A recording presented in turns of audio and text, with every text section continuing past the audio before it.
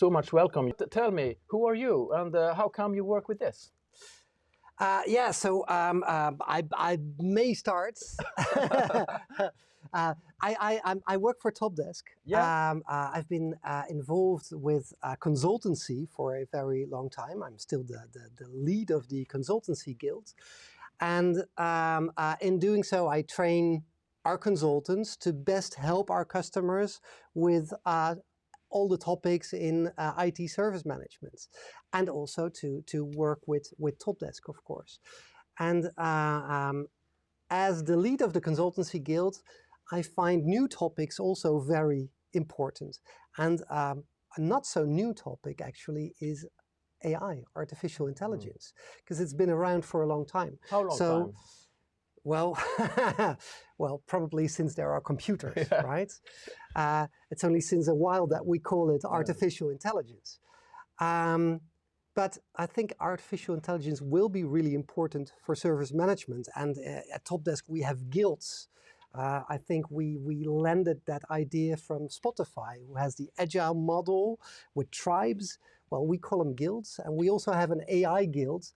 And I'm sponsoring the AI guild because I find that topic so important. And as such, I'm got interested in everything that has to do with it. Yeah.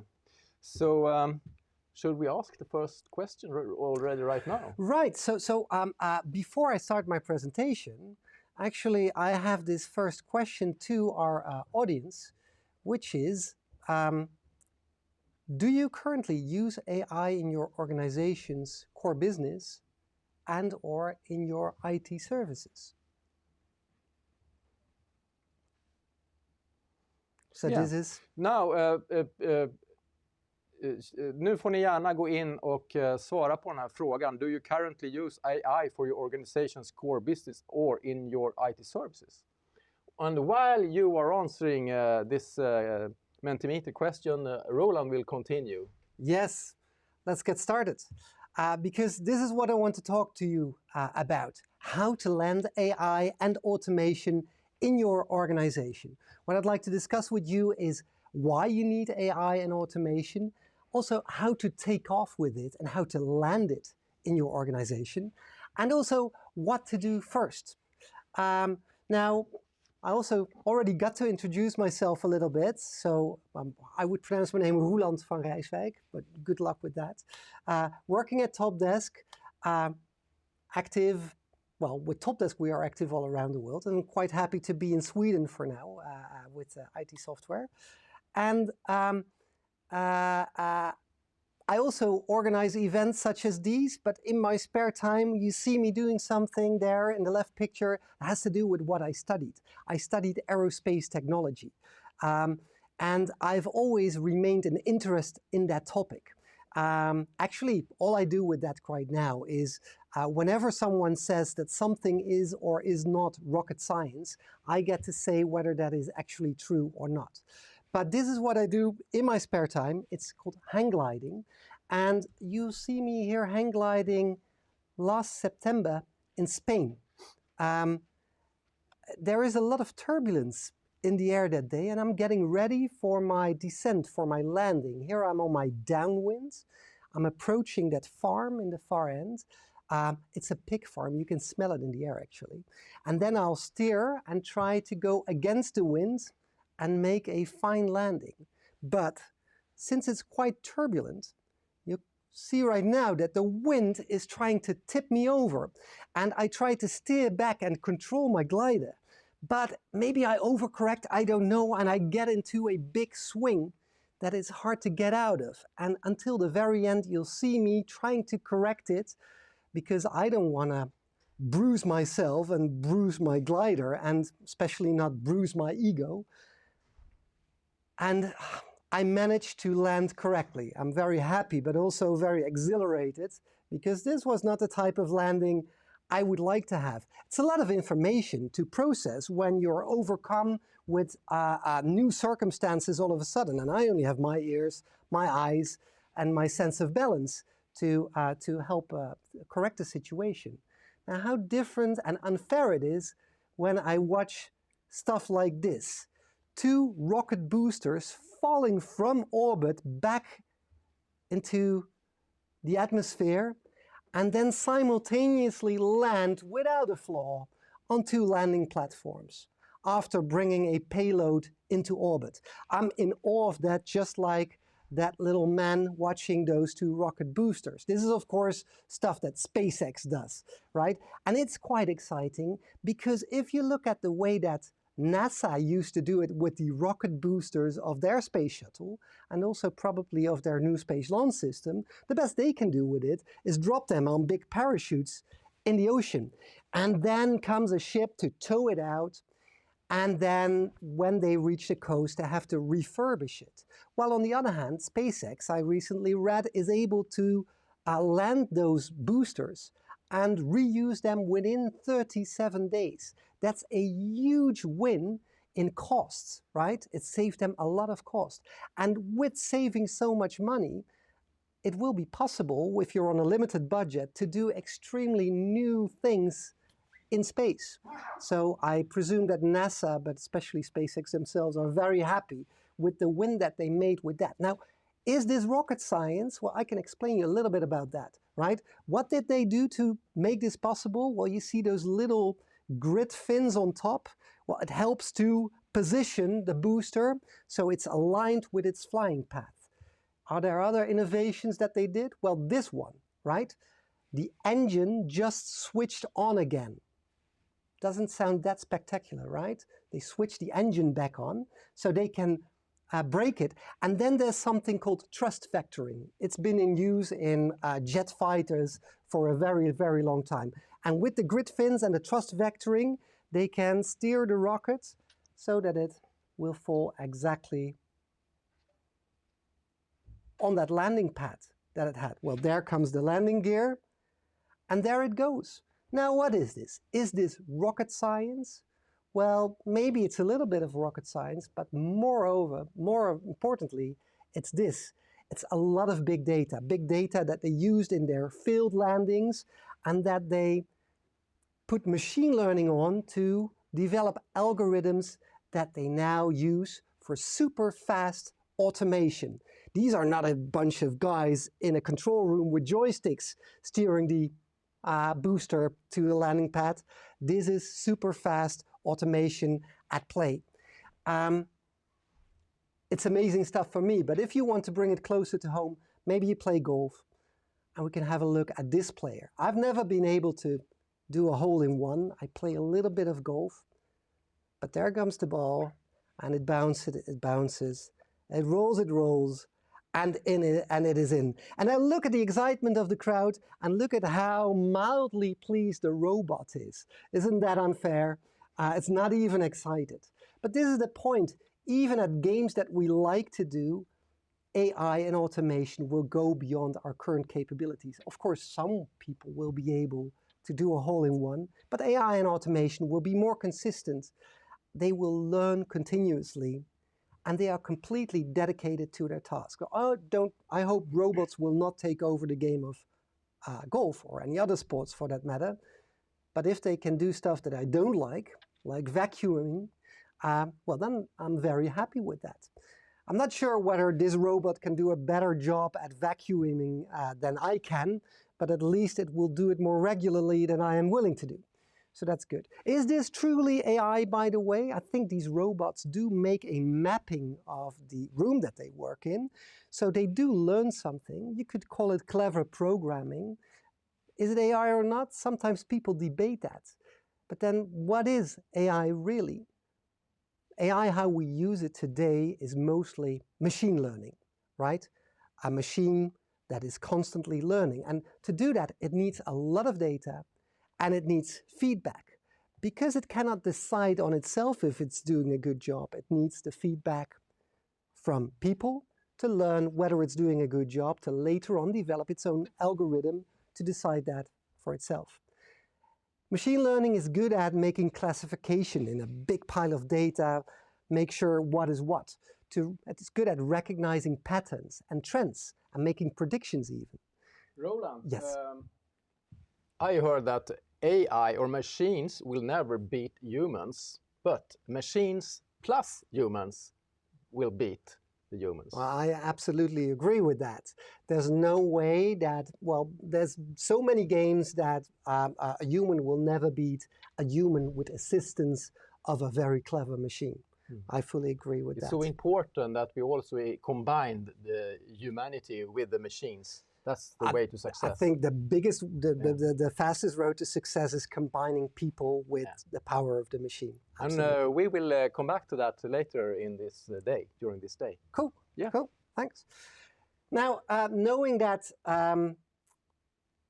AI is good at this stuff, also natural language processing, the question is not even, are we talking about AI, but basically what we call AI today, machine learning, might be something that in the near future we will call simply smart automation.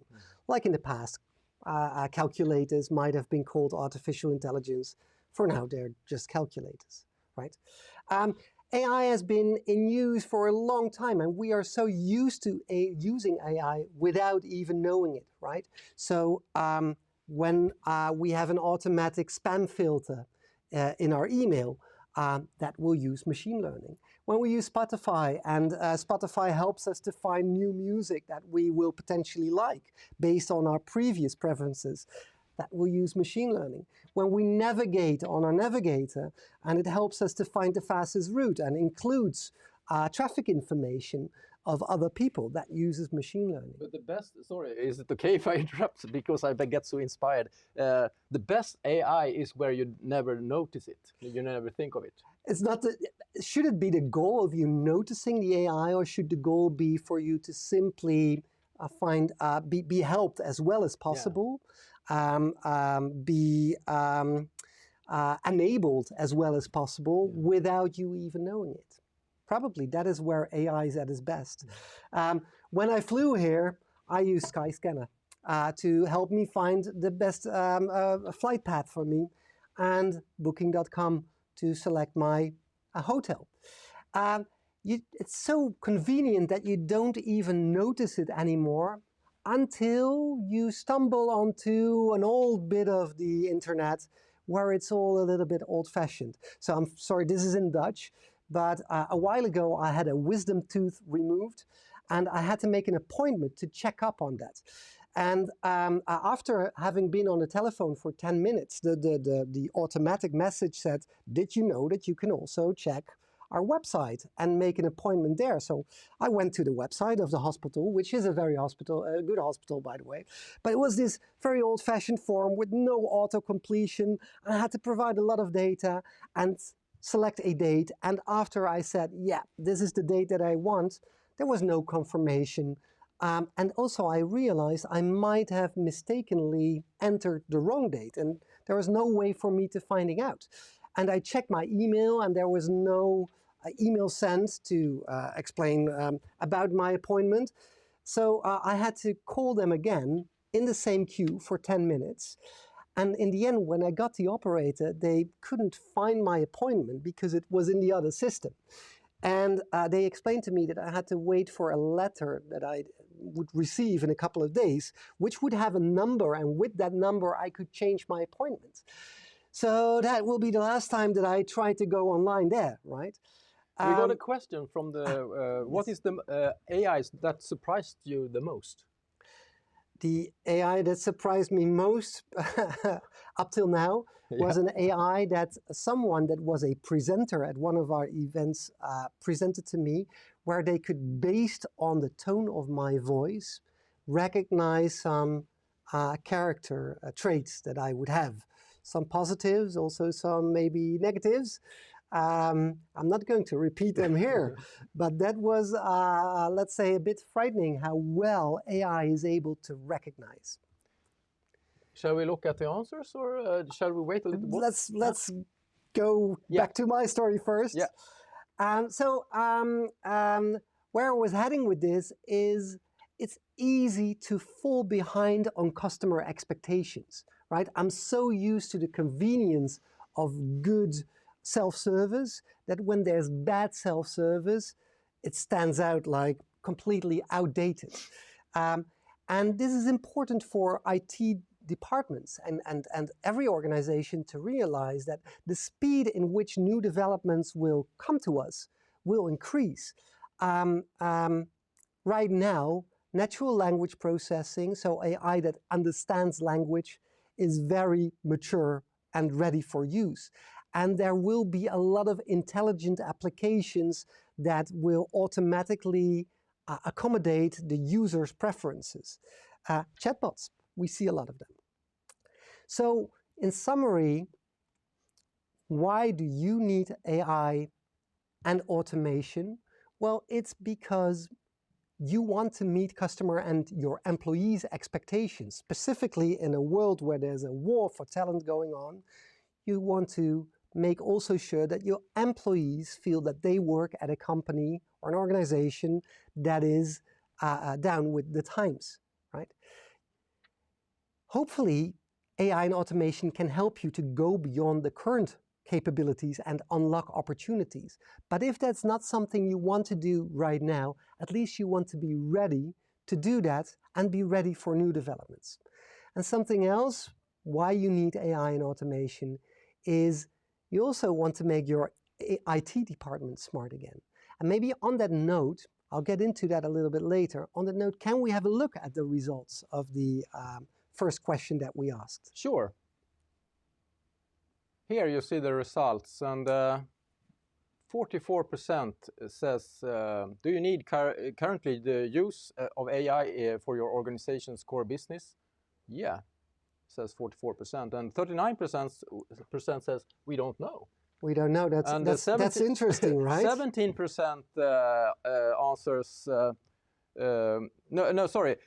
we don't, says 39%, and we don't know, says 17%. Right, and, right. What do you say about this? Well, I'm very happy that a lot are already using it, and a lot say, well, no, we don't yet, but at least they're here, right? So they're very interested in applying AI and automation as soon as possible. The fact that they don't know is interesting because, as you said, should they even know? If you're a happy user of smart software, does it matter whether that incorporates AI or not? But the fact that you are here and listening to Roeland is a start. Because everything starts with an awareness of the need, well, then seeing the possibilities. Then let's continue. And that's what we want to bring to you today. Exactly. Exactly. Okay, so on with my story then. Why you need AI and automation? Well, we saw that a lot of you already understand that they need it. And then next on that is how to take off and land this properly, how to make it work for your organization. And before I continue with that, I would like to ask the next question to our audience, which is, what is the biggest current challenge for your IT services? So that's the next Mentimeter question. Yeah. Let's go to the next Mentimeter question. So, now, if you go into the menti.com and you see what is the biggest current challenge for your IT service? The first one out is time. Time is always the biggest challenge. But please answer this while Roeland is going on. Or should we take a question here? How can you optimize AI and machine learning so they not give you a recommendation for example, a new route that is 2 minutes faster than your current route, but at the cost of crossing word places? It's an optimization. Right. Is it possible? So basically what you do is you want to be able to influence the algorithm, right? The algorithm assumes that you, in this example, the question is being asked, machine learning can make you navigate through a place that you don't want to go to, and disturbing communities that want their peace and quiet. So you need to be able to give the algorithm the feedback that it needs to understand that this is something that you don't want to do. Now, this is the problem sometimes with AI that you're using, but you don't get to make the rules. You don't get to say that this is not your preference, then it's hard to change the algorithm. That is why it's so important to make sure that the algorithm will include feedback that is relevant for the value and the quality that you want to deliver with AI. Great. I was going to explain, how do you make this work for your organization? Actually, how to even start with AI was a question that we at TOPdesk asked about 10 years ago when AI was new to us.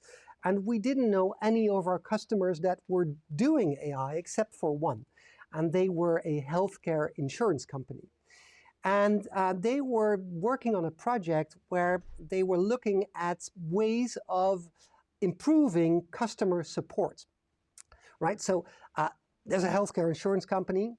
They get calls from their customers, a person being ill or having been in an accident, and they need medical support, and they want to make sure what is covered by their insurance or not. Sometimes that's a big puzzle for the operator.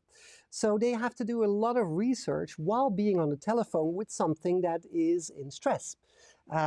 So while they have to find the right dossiers and the right information, they are unable to provide the right attention to the person they speak to on the telephone. This provided a lot of stress to both the customer and the operator. So this company tried to make an improvement with AI. And their goal was to make AI be the assistant of the operator, helping to find relevant dossiers and information during the call, and also inform the operator what questions to ask for so that they could use the right information to solve the puzzle for the customer. Now, when you think of AI, we thought, so probably you want to replace your operator, put a chatbot there, and make it work. And they said, well, no, that's not what we wanted, because that would be too much of a risk for us at that time. Imagine that an insurance company, it's not just about the insurance that they sell, but also the support that they provide with it, because customers will leave the company if they had a bad experience. And while the machine still needs training, they don't want to confront their customer with a machine that needs feedback to start learning to understand the customer, and a machine that, at that time at least, would never be able to provide the personal attention that a customer would expect when they call to their insurance company. So they said, let's have the machine help the operator, and the operator interact with the customer. That way, the project risk was way more moderate, way smaller than when they would have had the machine talk directly to the customer. But also, they were able to achieve fast results with that.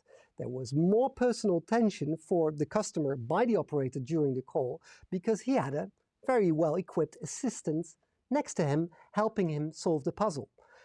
And customer and employee satisfaction rose because of that. So there was fast return on investment. This was an expensive project for the company, and they hired external expertise to do this with them, but they could deliver on that very quickly. Now, of course, you could say that they had some efficiency results, but the quality result was more important, not just for the customer, but also for the employee, because they could also spend their time on more interesting parts of their job, trying to figure out how to bring even more quality to customers. So the key to success here was do not start with the end users or the customers. Start internally, so sort of back-end AI. By starting internally, they had a way to involve their employees with it, and they reduced the risk because they didn't want their customers to have bad experiences while the machine was still learning. Now, we also asked this company whether they would like to use AI for their internal service management. And at that time, they said, actually, no, because AI needs a lot of data, and we have more external customers than we have internal customers. So it wouldn't work for us because there wouldn't be enough data. And also, it would be too big of an investment for us. Actually, they said, we would want providers of IT service management software, such as you, TOPdesk, to do this for us. Okay, so there we were. I'll get back to that in a little bit, but sure, fair enough. We need to do this. Actually, Around the same time, this was about 8 years ago, we had a sort of a situation with our own support desk. So our support desk is the support desk that serves our customers that use TOPdesk. Our support desk, by the way, also uses TOPdesk. We have about 5,000 customer organizations, 70 people working there. They're highly educated, very skilled, very ambitious, but they found their job a little bit boring because they got a lot of recurring questions and repeating incidents. And we needed to change that. So we started something which is called knowledge-centered service. It is the practice that every operator in every call will either use or update or create a knowledge item. So you always use your knowledge base. Even if you know the answer, you still check with the knowledge base and see if the item that relates to your incident is the correct one or whether it needs updating. To do this, they used the knowledge base of TOPdesk, which then didn't have any AI, but it still served their needs pretty well. Actually, the results after 2 years were that the knowledge base was suddenly very complete and relevant for all of the cases that they used, that they needed it for. But also that there was a reduced time that they needed to complete calls. So it went from about 24 hours to 9 hours, the average duration to solve a ticket. And the usage of the self-service portal actually tripled because customers found more relevant data and more relevant answers more easily in the self-service portal. This also reduced the amount of incidents that were logged because many times customers could find the answer before they even needed help from our support people. And this increased customer and employee satisfaction. And specifically for our employees, there was more room for ambition because they were required a little bit less. It was easier to onboard new employees because training was so much easier because they didn't have to learn everything before they could help out customers. Now, meanwhile, of course, and this was interesting during the project, with little bits of machine learning, we also tried to enable the operator better to be reminded of the fact that there were relevant answers in the knowledge base. And if this answer wasn't relevant, then please help the machine understand that what is relevant and what is not. Help to train the machine. And this resulted in that we now help many of our customers also implement knowledge-centered support in their service. We did it with consultancy and training, but also with a good integration of knowledge management in our self-service portal, assisted with little bits of machine learning. I think my conclusion on how to best take off and land with AI and with automation is involve your employees, or maybe also your customers in a pilot, because then you can work towards the success that would be really relevant and not a success that will drive you to towns where you actually didn't want to go. Choose to go for success that is achieved relatively easy, but is still very relevant and where the risk is limited. So you won't be disappointed very hard when it doesn't work out. That will set you back for years to get people on board for projects such as these. And make sure that you reduce complexity. Use proven technology or widely available tools.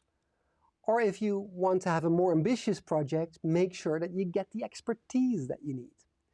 Now, big projects can be a little bit difficult for smaller organizations.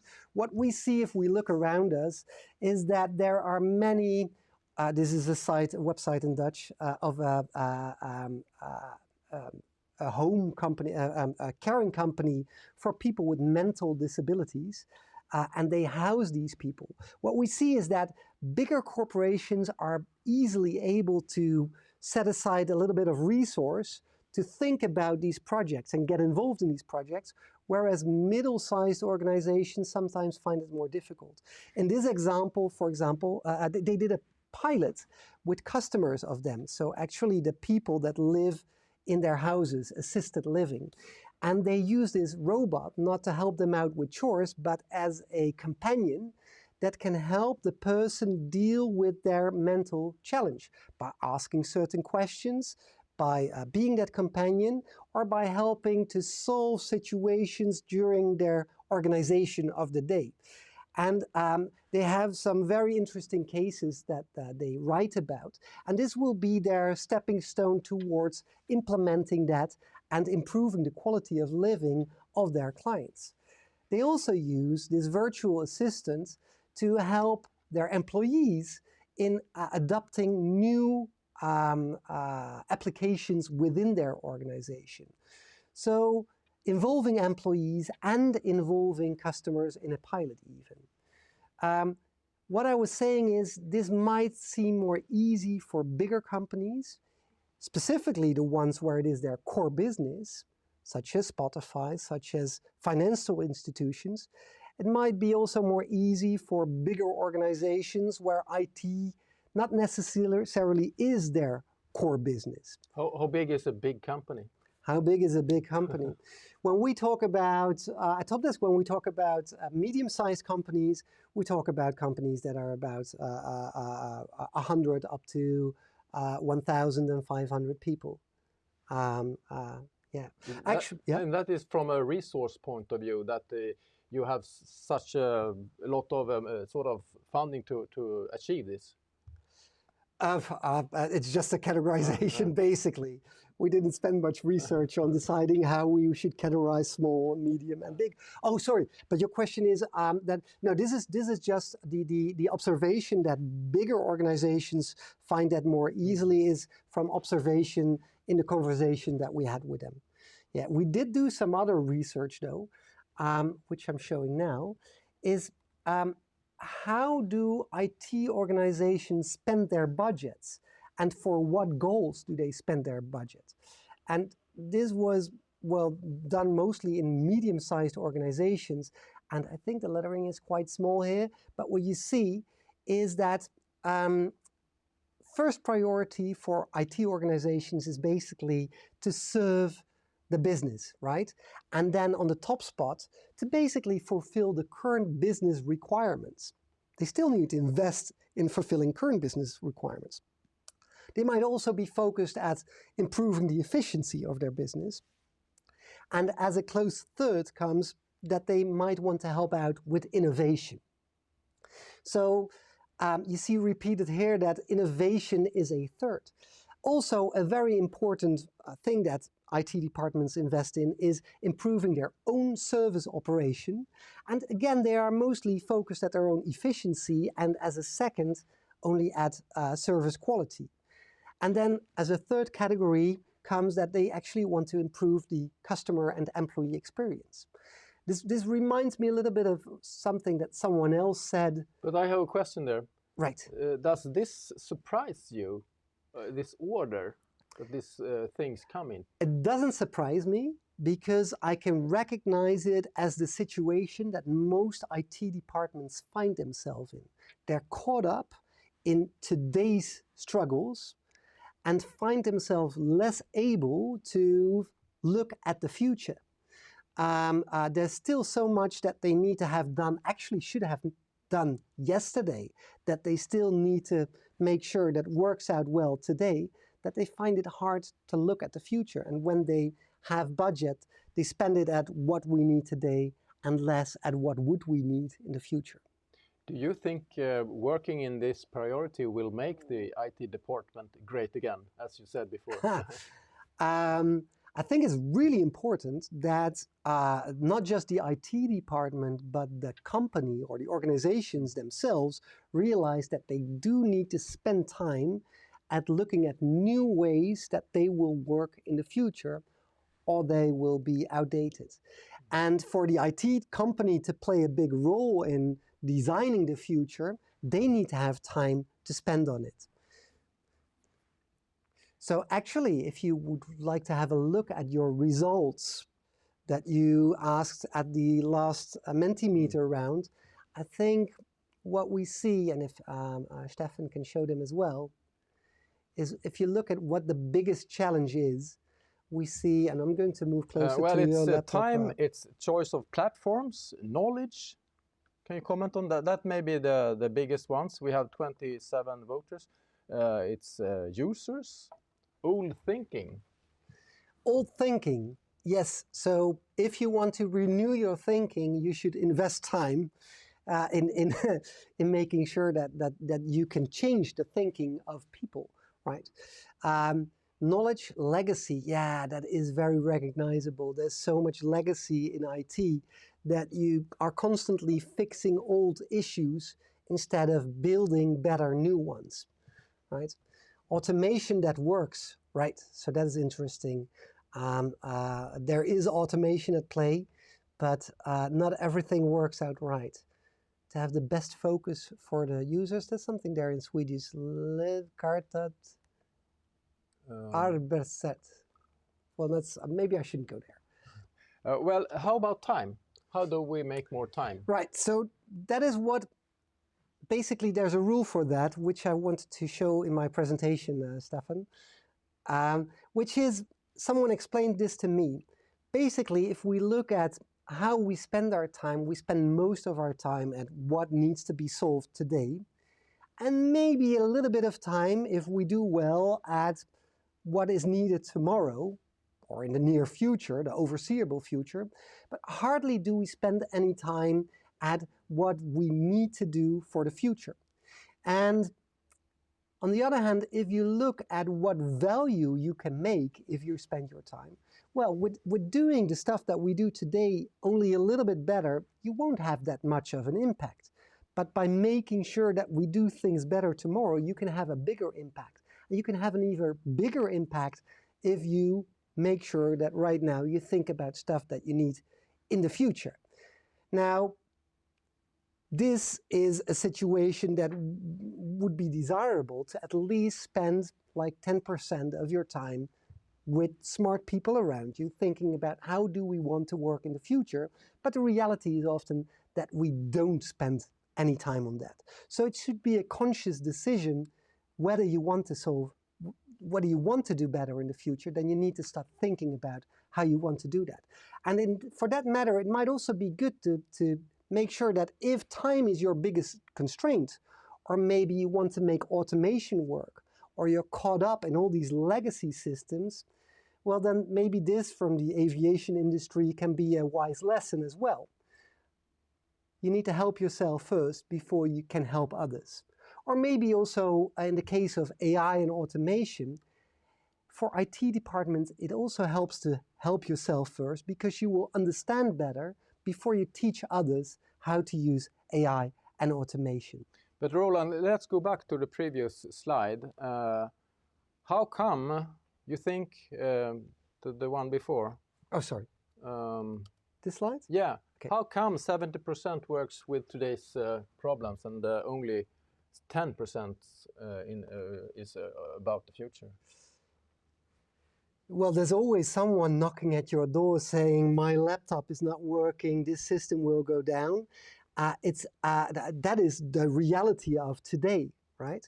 It also has often to do with less, because you don't look ahead, you will stay trapped in that cycle where you have to actually solve yesterday's problems rather than work on the future. So you need to, somehow you need to break out, find the right resources and break out of that cycle where you're not constantly confronted with the business needing something right now, but you see what's coming. Or something that you need to solve because of all your legacy systems that you could have seen coming if you looked ahead better. Now, of course, automation can save you time. AI, or basically making time for yourself, will also help you to look ahead better. But what is the first step to do something without having more time or more resources? A good question. Well, the first step is to look at your situation and look at what cost me so much time. Knowing yourself, you mean? Knowing yourself. Yeah. So that might be a good question to ask then to our audience is... You mean the last... Oh, sorry. the We did ask that question already, yeah. right? What now? Is Sorry, that? yeah, Should yeah. we? Go ahead, go ahead. So now for the third Mentimeter question, what challenges for your IT service would you like to tackle first using AI and automation? Så gå gärna in och svara på den här frågan på Mentimeter. Och skriv frågor. Ask questions using the Q&A form. Well. How are we doing time-wise? It's okay. It's okay. Okay, yeah. Good. Thanks. What to do first, right? We asked you just a minute ago, and we're looking for your answers. Where would you like to start, right? What challenge would you like to tackle first with AI and automation? If you look at what takes up most of your time currently, from experience, we know this, right? Frequently recurring questions and problems that distract you from thinking ahead. Incomplete information at call intake, that takes up a lot of time because then we have to call the customer again and contact the customer again and see if we can get that information. That is an awful loss of time, not just for you, but also for the customer. False assessment of priority. Tasks being assigned to the wrong person and then need to get back and then rerouted to the right person or external partner. That takes up a lot of time. Waiting for approval. Manual transference of data. Executing manual tasks, and because of that, having to correct all sorts of errors. That takes up a lot of time. Having to monitor systems and spend time on that on a regular basis, or forgetting about it, and then having to solve issues that you could have prevented.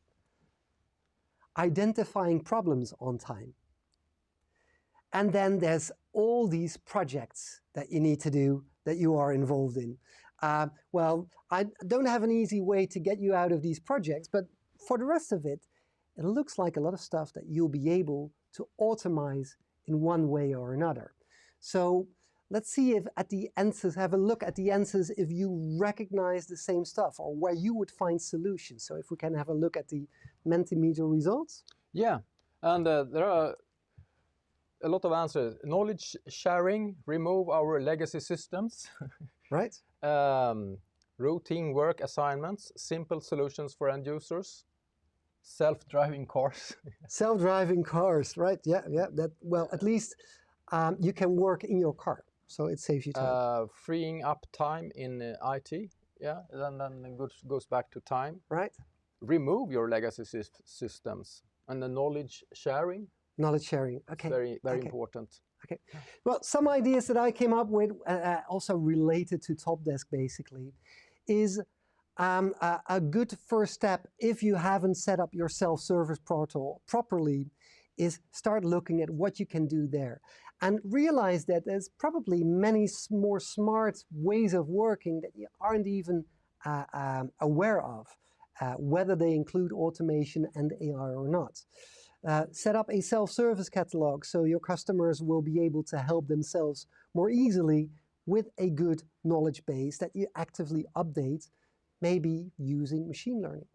Use request forms in a clever way so you don't have to spend time on doing call intake or asking for the right information afterwards. And use this also for good automatic assignments to the right person so no time gets lost there. Our own IT department uses an add-in on top of TOPdesk to do automatic translation. So if I mistakenly asked my question in Dutch to a non-Dutch speaking colleague of mine, it will automatically translate. Also, actually, I'll be reminded to check the translation, and that way I, as the employee, also help to train the machine there. So this is an add-on which is called DeepL Translator. Which they have a lot of fun with. Also, you can have a look at the service operators portal, right? So where your operators work, there's a lot of room for improvement there in many cases. So make call registration as smart as possible. using automatic entries or suggestions or autocomplete. The time that people need to spend on the right classification, setting the priority or the SLA right, how to assign it to other colleagues or external parties, or how to involve knowledge items, that time in very many cases can be reduced to almost zero. And yet you still get your calls to be labeled the right way to assist further machine learning or learning by your organization. So you want structured data, so you want all sorts of classification, but make classification as easy as possible. Also make sure that communication, well, people need to spend time on communication, but let them spend their time on communication where it's relevant and not where it's easily standardizable. So in that sense, you could have a look at, sorry about this, about the integration with the systems that your suppliers use. A lot of communication goes on there, and you can align your processes and the interaction that is needed to make sure that people stay at work. And there's basically an automatic workflow. But in a sense of communications, what you can also look at is the communication with the customer through the self-service portal or automatic emails or whatever device you would like them to use when you update them. Integration with your vendor system, but also with monitoring systems. So you don't have to check the monitoring system, but it will update you when there's an action that needs to be done because a certain threshold is exceeded. Make workflows as automatic as possible, and if you do so, it will be also easier to connect the right automation tools and actually start service automation, where people are only involved at the times where they can actually add value, and the rest of it will be an automatic workflow being done by a machine or multiple machines. In TOPdesk, there's something that we call action sequences, where you can compose the exact sequence of steps that either people or machines need to follow, and that can involve all sorts of tools that for TOPdesk you can find on our marketplace, ranging from stuff that automizes your identity access management. So no longer you have to enter new users, or it will be a lot easier to provide user rights and permissions, or integrations with other systems such as Jira. So there's no more copying of data between systems. A lot of monitoring tools. Also AI-assisted monitoring tools that recognize certain trends and warn you when there's something about to happen that needs the attention of your specialist. Well, all sorts of things. Also chatbots, in fact. Hopefully that's a little bit of an inspiration. Did we get any other answers from people with their ideas where they wanted to start? Or did we get any more questions? The question is how to start. I think that my feeling when you talk is that we all have our moon rocket. We all want them to launch and reach the sky and the space, and we also want it to land safely. Right. And it's not a simple task to do. No. AI and automation is not the easy way to go, but is it the only way to go, in fact? Well, it's definitely not the only way to go. I mean, is it necessary to consider this in the digitalization to be competitive? I think if you want to be competitive, this is the way to go. If you want to be competitive, not just towards your customers, but also in the market for finding new employees, you will need to work in a clever, effective way. Yeah. People want to be effective and efficient. And that goes for IT staff, that goes for the employees in the core business, that goes for the customers. They don't want to spend their time on stuff that is not adding value. Okay. And every time that you're confronted with ways of working where you feel assisted in a proper way will magnify those areas where you're not happy with how you're working. So I think definitely using AI or the bits of AI that are relevant to you now is essential in staying competitive, both towards customers, but also in finding the right staff for your company. Because I think it's not only saving time and efficiency and releases time for people, but also creates values that you might not know even right now. If you start using this, other things can develop. Absolutely. The brand value, the attraction to work for your company. And right, absolutely. Just even exploring what you can do with it will help you come up with new ideas for how you can help your IT department, or let your IT department help the business in a better way. Or it will help you to come up with new ways that your business can help your customers in a better way. So that's really important to get into. And it's the way of thinking. Someone said that in their response, we need to change our way of thinking. The way of thinking will change when you get to play around with it and get to experience it. Yeah. So that's why it's so important to start with it. And if the question is where to start, well, then start there where the pain is actually felt. So you'll make a relevant improvement, but the risk of failure is it's manageable, right? And the complexity is low.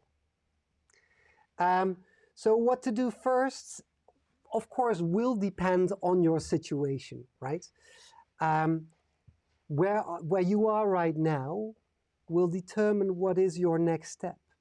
I would say that if you feel that you are always behind and not really in the driving seat, but being driven by the business, and you always need to solve yesterday's problems rather than thinking of the future, then it would be a wise step to first think, how can we help ourselves as an IT department first before we start to help others? Because that way will be more efficient, hopefully will save us some time, and we'll get into that mindset of how can this also help the business, and what should we steer the business maybe away of, because that wouldn't help them. Will be the people with the most experience. Now we have not so much time left. So then I'll be in a hurry, right? Yeah. So integrate your processes and tooling, because it doesn't make sense to automate one bit if then someone else has to translate that manually to another system. So make sure you integrate processing and tooling well. And if you go for automation, make sure that that helps to realize structured data, because structured data will also help any kind of machine learning that you want to add on, such as chatbots.